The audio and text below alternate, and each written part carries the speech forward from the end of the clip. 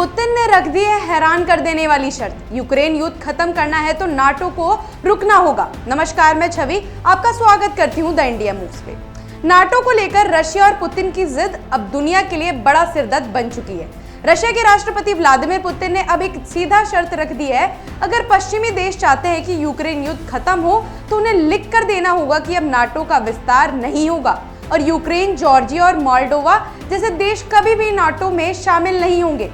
इसके अलावा पुतिन चाहते हैं कि रशिया पर लगे कुछ बड़े आर्थिक प्रतिबंध हटाए जाए, रूस की जब्त संपत्ति को लेकर कोई समाधान निकाला जाए और यूक्रेन में रह रहे रूसी भाषियों की सुरक्षा की गारंटी दी जाए।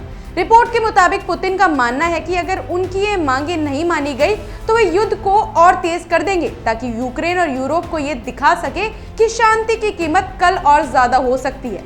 दूसरी तरफ अमेरिका के राष्ट्रपति डोनाल्ड ट्रंप, जो अब 2025 में फिर से सत्ता में आ चुके हैं, बार बार कह रहे हैं कि वे यूरोप में चल रहे इस सबसे खतरनाक युद्ध को खत्म करना चाहते हैं। हालांकि ट्रंप ने हाल ही में पुतिन को चेतावनी भी दी है कि वह आग से खेल रहे हैं और अगर उन्होंने बातचीत से इनकार किया तो और सख्त प्रतिबंध लगाए जा सकते हैं। वहीं यूक्रेन के राष्ट्रपति व्लादिमीर जेलेंस्की ने अभी तक इस पर कोई आधिकारिक बयान नहीं दिया है, लेकिन ऐसा माना जा रहा है कि पुतिन की शर्तों में से एक 4 यूक्रेनी इलाकों को पूरी तरह रशिया को सौंपना बिल्कुल मंजूर नहीं होगी। इन इलाकों में लुहांस्क, डोनेट्स्क, खेरसोन और जोपोरिजिया शामिल है, जहां रूस अभी पूरी या आंशिक रूप से कब्जा कर चुका है। रूस पहले ही 2014 में क्रीमिया पर कब्जा कर चुका है। पुतिन की रणनीति यह है कि जब तक वेस्टर्न कंट्रीज उनकी बात नहीं मानते तब तक रशिया धीरे धीरे मैदान में जीत हासिल करता रहेगा और शांति के बदले और ज्यादा शर्तें रखेगा।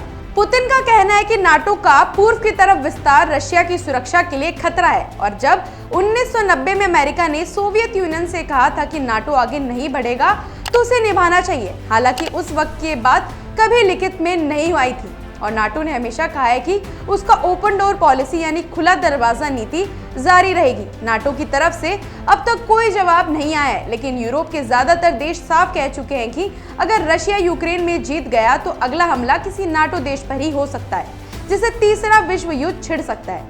अब सवाल यह है कि क्या पुतिन की ये शर्तें सिर्फ समय बिताने की चाल है या वाकई वे शांति चाहते हैं? क्या ट्रंप अपने दोस्त पुतिन को मना पाएंगे या फिर ये जंग और लंबी चलेगी? क्या यूक्रेन नाटो का सपना छोड़ देगा या रूस की मांगे ठुकराकर और डटकर मुकाबला करेगा? इन सब सवालों के जवाब आने वाले हफ्तों में सामने आ सकते हैं, लेकिन एक बात तो तय है, पुतिन अब पीछे हटने को तैयार नहीं है और युद्ध का अंत तभी होगा जब उनकी शर्तों को गंभीरता से लिया जाएगा। ऐसी अपडेट्स के लिए जुड़े रहिए हमारे चैनल द इंडिया मूव्स के साथ।